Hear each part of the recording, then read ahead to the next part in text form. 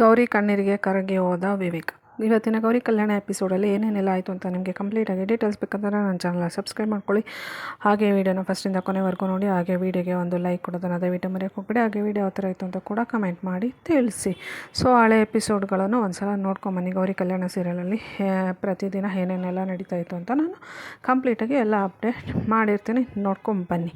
So ಇವತ್ತಿನ ಗೌರಿ ಕಲ್ಯಾಣ ಎಪಿಸೋಡಲ್ಲಿ ವಿವೇಕ್ ಇದ್ಬಿಟ್ಟು ಅವ್ರ ಅಮ್ಮ ಹತ್ರ ಇವಾಗ ಜೊತೆಲಿರೋಳು ಮುಂದೆ ಇಲ್ಲದೆ ಇರೋಳು ಅಂತ ಹೇಳಿರ್ತಾಳೆ. ಸೊ ಆ ಮಾತನ್ನು ಕೇಳಿಸ್ಕೊಂಡಿರೋಂಥ ಗೌರಿಗೆ ತುಂಬಾ ಬೇಜಾರಾಗಿ ಹೋಗ್ಬಿಟ್ಟಿರುತ್ತೆ. ಸೊ ಡೈನಿಂಗ್ ಹಾಲಲ್ಲೂ ಕೂಡ ವಿವೇಕ್ ಮುಂದೆ ವಿವೇಕಿಗೆ ಕಾಮಿಡಿ ಮಾಡೋ ಥರ ಹೇಳ್ತಾಳೆ, ಇವಾಗ ಜೊತೆಲಿರೋಳು ಮುಂದೆ ಜೊತೆಲಿ ಇಲ್ಲದೆ ಇರೋಳು ಅಂತ ಹೇಳ್ಬಿಟ್ಟು ಹೇಳಿರ್ತಾನೆ. ಅದನ್ನು ಒಂದು 2-3 ಸಲ ವಿವೇಕಿಗೆ ಅರ್ಥ ಆಗಲಿ ನಾನು ಕೇಳಿಸ್ಕೊಂಡಿದ್ದೀನಿ ಅಂತ ಹೇಳ್ಬಿಟ್ಟು ಹೇಳ್ತಾ ಇರ್ತಾಳೆ. ಸೊ ಅದಾದಮೇಲೆ ವಿವೇಕು ಆ ಮಾತನ್ನು ಕೇಳಿ ಫುಲ್ ಶಾಕ್ ಆಗಿಬಿಡ್ತಾನೆ. ಸೊ ಗೌರಿ ನನ್ನ ಅಮ್ಮ ಜೊತೆ ಮಾತಾಡಿರೋದೆಲ್ಲ ಕೇಳಿಸ್ಕೊಂಡ್ಬಿಟ್ಟಿದ್ದಾಳೆ, ಅವಳಿಗೂ ಎಲ್ಲ ಗೊತ್ತಾಗ್ಬಿಟ್ಟಿದೆ ಅಂತ ಹೇಳ್ಬಿಟ್ಟು ವಿವೇಕು ಅಂದ್ಕೊಳ್ತಾನೆ. ಸೊ ಅದಾದಮೇಲೆ ರೂಮಿಗೆ ಊಟ ಎಲ್ಲ ಮುಗಿಸಿ ರೂಮಿಗೆ ಬಂದಮೇಲೆ ವಿವೇಕ್ ಬಂದುಬಿಟ್ಟು ಗೌರಿ ಹತ್ರ ಹೇಳ್ತಾನೆ, ನಾನು ಅಮ್ಮ ಹತ್ರ ಸುಮ್ಮನೆ ಆ ಥರ ಮಾತಾಡೋದು, ಅದ್ರ ಬಗ್ಗೆ ನೀನೇನು ಜಾಸ್ತಿ ತಲೆ ಕೆಡಿಸ್ಕೊಬೇಡ, ನೀನು ಈ ಥರ ಇರೋದು ನನಗೆ ನೋಡೋಕ್ಕಾಗೋದಿಲ್ಲ ಅಂತ ಹೇಳ್ಬಿಟ್ಟು ವಿವೇಕ್ ಹೇಳ್ತಾನೆ. ಸೊ ಆಗ ಗೌರಿ ಇದ್ಬಿಟ್ಟು, ಸೊ ನೀವು ಅಬ್ರಾಡಲ್ಲಿ ಓದಿರೋರು, ನಿಮಗೆ ಯಾವುದೇ ಸೆಂಟಿಮೆಂಟ್ ಆಗಲಿ ಫೀಲಿಂಗ್ಸ್ ಆಗಲಿ ಏನೂ ಇರೋದಿಲ್ಲ.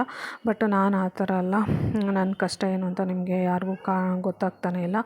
ಸೊ ಗಂಡನ ಮನೆಯಲ್ಲಿ ಇದ್ರೂ ಕೂಡ ಅತ್ತೆ ನನ್ನನ್ನು ಸೊಸೆ ಅಂತ ಒಪ್ಕೊಂಡಿಲ್ಲ, ಗಂಡ ತಾಳಿ ಕಟ್ಟಿರೋಂತಹ ಗಂಡ ಕೂಡ ನನ್ನನ್ನು ಹೆಂಡತಿ ಅಂತ ಒಪ್ಕೊಂಡಿಲ್ಲ, ಈ ಮನೆಯವರೆಲ್ಲರೂ ನನ್ನನ್ನು ಇನ್ನು ಮನೆ ಸೊಸೆ ಅಂತ ಕಂಪ್ಲೀಟಾಗಿ ಒಪ್ಕೊಂಡಿಲ್ಲ. ಸೊ ಇವತ್ತು ಇಲ್ಲಿರ್ತೀನಿ, ನಾಳೆ ನನ್ನ ಜೀವನ ಏನು ಅನ್ನೋದು ಕೂಡ ನನಗೆ ಕ್ಲಾರಿಟಿ ಇಲ್ಲ. ಆ ಥರ ಆಗೋಗ್ಬಿಟ್ಟಿದೆ ನನ್ನ ಲೈಫು. ಸೊ ಆದರೂ ನೋವಾಗಲಿ ದುಃಖ ಆಗಲಿ ಯಾವುದೂ ನಿಮಗೆ ಅರ್ಥ ಆಗೋದಿಲ್ಲ. ಇವಾಗ ನಾನು ಎಷ್ಟು ಪ್ರತಿದಿನವೂ ಎಲ್ಲರ ಮುಂದೆನೂ ನಗ್ತಾ ಇದ್ರೂ ಕೂಡ ಒಳಗಡೆ ನಾನು ಎಷ್ಟು ಅಳ್ತಾ ಇರ್ತೀನಂತ ಅದು ನನಗೆ ಮಾತ್ರ ಗೊತ್ತು. ಸೊ ಗಂಡನಿಗೆ ಹೆಂಡತಿ ಆಗದೆ, ಅತ್ತೆಗೆ ಸೊಸೆ ಆಗದೆ, ಮತ್ತು ಮನೆಗೆ ಹೊರಗಡೆ ಪ್ರಪಂಚಕ್ಕೆ ಮಾತ್ರ ಸೊಸೆ, ಬಟ್ ಮನೆ ಒಳಗಡೆ ನನಗೆ ಯಾವುದೇ ಥರದ ಸ್ಥಾನಮಾನ ಸಿಕ್ಕಿಲ್ಲ. ಸೊ ಆದರೂ ನೋವು ಏನು ಅಂತ ನನಗೆ ಗೊತ್ತಿದೆ. ಸೊ ಹೊರಗಡೆ ಪ್ರಪಂಚಕ್ಕೆ ನಾವೆಲ್ಲ ಚೆನ್ನಾಗಿದ್ದೀವಿ ಅಂತ ತೋರಿಸ್ಕೊಂಡ್ರೂ ಕೂಡ ಒಳಗಡೆ ನಮ್ಮ ಮನಸ್ಸಲ್ಲಿ ನಮಗೆ ಆದಂತಹ ಭಯ, ಆತಂಕ ಎಲ್ಲನೂ ಇರುತ್ತಲ್ವ. ಸೊ ಅದು ನಿಮ್ಗೆ ಯಾರಿಗೂ ಕಾಣಿಸ್ತಾ ಇಲ್ಲ. ನಾನು ಪ್ರತಿದಿನವೂ ಎಲ್ಲರ ಮುಂದೆ ನಗ್ತಾಯಿದ್ರು ಕೂಡ ಒಳಗಡೆ ಕಣ್ಣೀರು ಹಾಕ್ತಾಯಿದ್ದೀನಿ. ಅದೆಲ್ಲ ನಿಮಗೇನು ಗೊತ್ತಾಗುತ್ತೆ, ನೀವೇನು ಆರಾಮಾಗಿದ್ದೀರಾ, ಖುಷಿಯಾಗಿದ್ದೀರಾ. ಸೊ ಇವತ್ತು ನಾನು ಇಲ್ಲ ಅಂದರೂ ಕೂಡ ನಿಮಗೆ ಬೇರೆ ಆಪ್ಷನ್ ಇದೆ ಇದೆ, ಬಟ್ ನನಗೇನಿದೆ ಅಂತ ಹೇಳ್ಬಿಟ್ಟು ಗೌರಿ ವಿವೇಕ್ ಹತ್ರ ಅವಳ ಮನಸ್ಸಲ್ಲಿರೋಂಥ ನೋವು ದುಃಖ ಎಲ್ಲನೂ ಹೇಳ್ಕೊತಾ ಇರ್ತಾಳೆ.